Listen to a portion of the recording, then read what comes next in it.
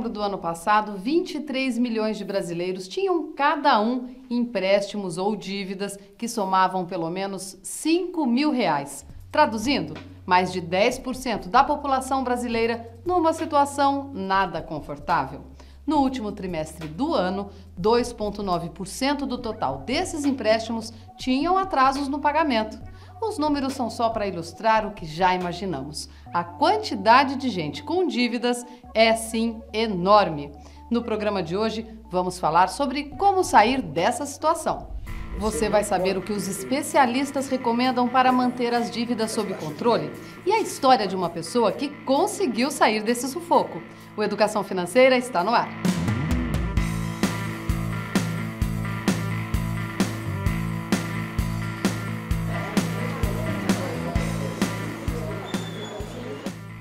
O dinheiro parece encolher para quem está endividado, mas ter dívidas, acredite, nem sempre é sinônimo de dor de cabeça. Há pessoas que se endividam para financiar uma casa e se livrar do aluguel, por exemplo, e ainda dão conta de pagar a prestação numa boa. O X da questão é planejar, ou seja, saber quando vale a pena fazer a dívida e quanto é adequado comprometer do orçamento para o pagamento sem desesperos. Toda vez que você contrai um compromisso financeiro, ao longo do tempo, você tem uma dívida.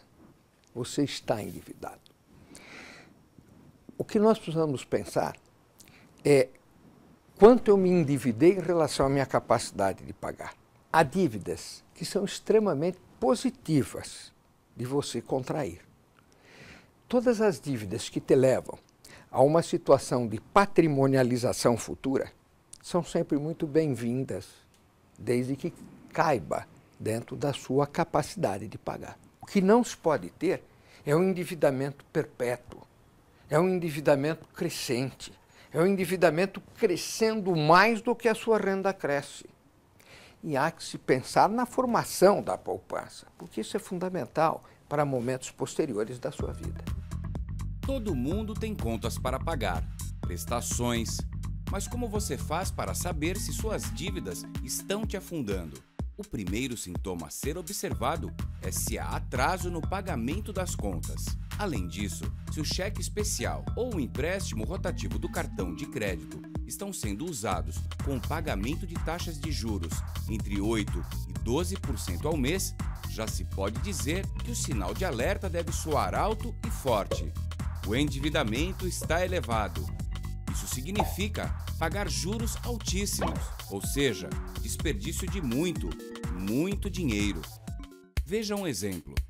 Se você estivesse devendo R$ 100 ao seu banco por uma taxa de juros de 8% ao mês, em um ano você estaria devendo mais de R$ 250. Em 5 anos, sua dívida passaria de R$ 10.000 e em 10 anos, aqueles R$ 100 teriam se transformado em R$ 1 milhão. Márcia perdeu o controle das dívidas durante a reforma da casa dela. Eu me sentia como um prisioneiro do cartão de crédito, porque eu nunca conseguia pagar ele totalmente ou me livrar totalmente da dívida. Só que a gente não tinha outras receitas. E essa dívida, cada vez que vinha, hoje paga metade, depois outro mês paga um quarto, depois outro mês você paga um mínimo e a dívida continuou rolando. Se as dívidas saíram do controle, é hora de assumir que alguma coisa está errada e você precisa encarar a batalha. Primeiro passo: conhecer bem o inimigo, ou seja, saber exatamente o valor das dívidas. Para mapear o problema, organize-se. Anote exatamente para quem você deve, quanto deve, qual o prazo de pagamento, ou seja, o número de parcelas e a taxa de juros de cada dívida. Coloque as dívidas em ordem, começando por aquelas que possuem juros maiores e indo para as que possuem juros menores. As mais caras devem ser pagas primeiro. Dividir e pagar um pouco de cada dívida apenas adia o problema. Faça um orçamento individual, pessoal. Diagnostique esse problema. Você está perdendo sua capacidade de pagar. Você vai entrar em taxas de juros extorsivas e vai ser caracterizado como um insolvente ou como um inadimplente. Que conselho eu dou? Em primeiro lugar, veja o conjunto das suas dívidas. Pegue aquela que tem custo financeiro mais alto e comece a eliminar esta dívida em primeiro lugar. Eliminando estas dívidas mais pesadas, a gente conseguirá, em seguida, tratar das outras com maior calma e também a gente eliminá-las lentamente. Abra mão de certos anseios pessoais. Não entre para a aquisição de um determinado bem numa situação difícil econômica. Já sabe quanto deve? Pensou nos cortes? É hora de exercitar a disciplina e o autocontrole para lidar com dinheiro curto. E, se for necessário, usar de artifícios, como deixar o cartão de crédito bem guardado em casa. Não hesite. É preciso ter força de vontade e pensar que esta é uma situação temporária. Então nós fizemos o quê? Um remanejamento das contas que nós tínhamos, a economizar o que dava para dentro de casa, procurar produtos mais baratos para comprar e assim, o cartão ficar preso em um lugar onde a gente não poderia ter acesso. Ou seja, o cartão ficava com meu pai.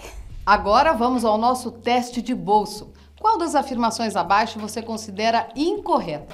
Opção A. As taxas de juros mais altas são as do cartão de crédito, com média de 11% ao mês. Opção B. As taxas de juros mais baixas são as do cheque especial, com média de 6% ao mês. Ou, opção C, é mais comum que as taxas de crédito direto ao consumidor sejam as mais baixas, em torno de 5% ao mês. O Educação Financeira vai para um rápido intervalo e volta já, com mais dicas para quem precisa sair do sufoco das dívidas. No programa de hoje, nossa conversa é sobre como se livrar de dívidas, mas vamos agora responder ao nosso teste de bolso. Pense bem, qual das afirmações você considera incorreta? Opção A. As taxas de juros mais altas são as do cartão de crédito, com média de 11% ao mês. Opção B. As taxas de juros mais baixas são as do cheque especial, com média de 6% ao mês. Ou, opção C, é mais comum que as taxas de crédito direto ao consumidor sejam as mais baixas, em torno de 5% ao mês. A frase incorreta está na opção B. As taxas de juros do cheque especial não são as mais baixas e giram em torno de 8% ao mês. É por isso que rolar dívidas pagando o cartão de crédito com o cheque especial, por exemplo, é um péssimo negócio. Que a princípio, quando você compra, você vê a dívida pequena, mas quando ela chega no final do mês, são vários parcelamentos. Se tivesse economizado isso, eu teria pago o cartão. A rolagem da dívida é um processo cruel. Muito cruel, né? Porque você deve 10, você não está conseguindo pagar. Então você já não está bem. O que você faz é tomar um outro empréstimo para pagar isso aqui. Com isso você rola esta dívida para um período mais à frente. De modo geral, essa dívida, esta rolagem, implica em aumentar os juros, em aumentar o custo deste novo empréstimo em relação ao custo do primeiro. Antes que as dívidas rolem e te enrolem, também é possível buscar a renegociação. Ela deve começar por aquelas cujas parcelas já não são mais suportáveis. Procurar com toda a honestidade este credor, colocar essa situação sem querer ter proveito disso, porque não é assim que se negocia. A gente se negocia com a alma limpa, não é? Dizendo, olha, você precisa buscar uma solução junto comigo. Explicar isso com clareza e mostrar que a sua capacidade de pagamento é de tanto por mês. E ela gostaria de ver reduzido este valor que está sendo financiado. De 100, por exemplo, de 100 para 70. Fala, eu vou pagar 70, mas num número maior de meses, com uma parcela menor e com uma taxa de juros menor. Eu paguei a outra pessoa, que foi meu pai, que emprestou dinheiro, e ele não cobrou juros nem nada, eu paguei a dívida e comecei a economizar. Por quê? Porque é muito duro você ter uma dívida, você não tem uma tranquilidade, você não tem uma segurança e você tem muito medo que seu nome vá para o SPC. Eu ganhei acho que 100% de qualidade de vida. Se mesmo depois do corte de gastos e da renegociação a situação continua difícil, existe a possibilidade de trocar de credor. Trocar de credor seria, eu vou pegar todas as dívidas que eu devo nos meus cartões de crédito. Vou a um outro banco e falo para ele, estou precisando de um empréstimo pessoal de 20 mil reais para pagar nessas condições. E esse banco me fornece 20 mil reais e eu quito todas as minhas dívidas. Não é? com os cartões de crédito. Qual é a vantagem? É que esse valor é muito menor do que este daqui. Então, uma forma que tem se usado muito no mercado nacional. Muita atenção, hein? Trocar de credor só dá certo se você já fez o seu orçamento e sabe, afinal, quanto pode comprometer por mês na nova prestação. Fazer a troca de credor e não conseguir arcar com os pagamentos só vai aumentar o problema. É tapar o sol com a peneira, como se diz por aí. Por fim, vamos falar daquele endividamento que provoca desespero. É o caso da pessoa que tem uma dívida total enorme quando comparada aos seus rendimentos. E para piorar a situação, a pessoa ficou com um nome sujo e perdeu o direito de usar todas as formas de crédito possíveis. Bom, se ela não tem mais crédito, ela vai ter que quitar os seus débitos, suas dívidas, a partir de alguma renda extraordinária. 13º salário é uma boa alternativa. No caso de emissão, levantamento fundo garantia por tempo de serviço, ou empréstimos familiares para quitar aquela dívida, ou ainda contar com a renda de familiares que moram no mesmo domicílio, com a renda familiar. É uma situação muito desgastante, muito difícil, e que a gente gostaria de não ver brasileiro nenhum entrar nisso, não é?